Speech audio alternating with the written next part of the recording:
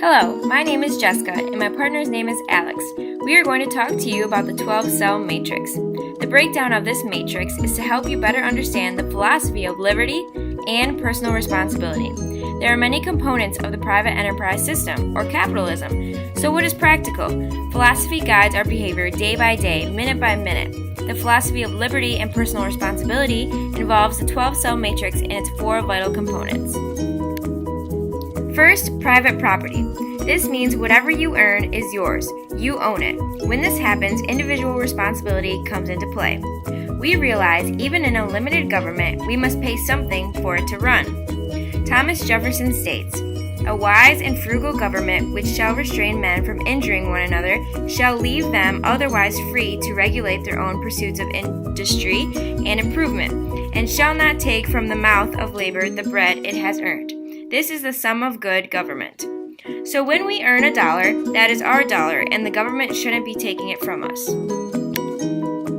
And now to touch on the free market.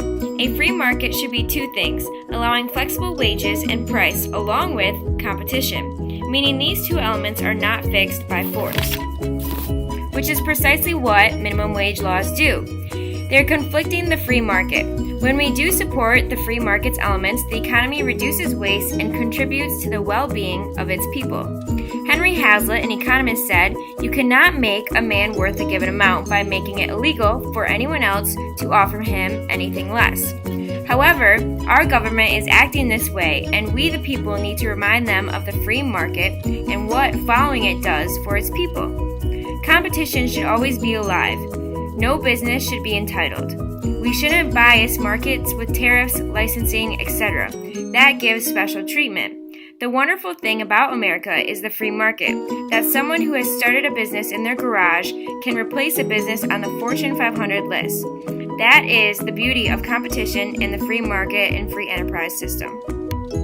The third element, profit-loss systems. A definition is the dominant organization is the private profit-seeking commercial organization, as opposed to religious, educational, cultural, and philanthropic organizations. In similar terms, we need to create outputs that value greater than the inputs we used. That results in created wealth. If the inputs are greater, then we destroyed wealth. For the capitalistic philosophy, the fate of business lies solely in the consumer's hands. Consumers are constantly battling to spend now versus later. As believers in this philosophy, we must concentrate on always creating wealth and leaving it in the consumer's hands. The 4th vital component is limited government. Overall, government is a force. Leonard Read says, "Force is a dangerous thing. Therefore, society's organized arm, better known as government, is a dangerous instrument. It is not, as some assume, a necessary evil.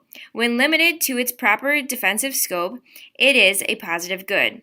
When exceeding its proper limitations and becoming aggressive, it is not a necessary, but a positive evil.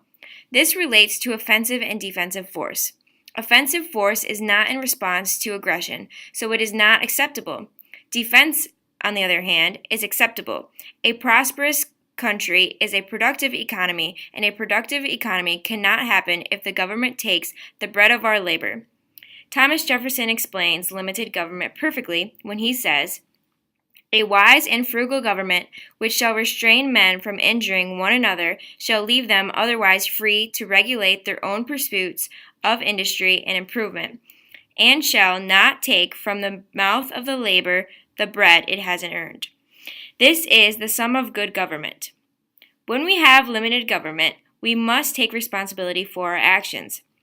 Like Sheldon Richman points out, we will never experience Holocaust in a limited government because they will have difficulty achieving office higher than neighborhood bully. Sheldon and Thomas's ideals mirror each other, that a limited government is the good government. We will leave you with one quote by Edward Hills. "Freedom is not free, and it must not be taken for granted. It was won through sacrifice and will be maintained only through sacrifice. It can be lost just as surely, just as completely, and just as permanently." Thank you for your time.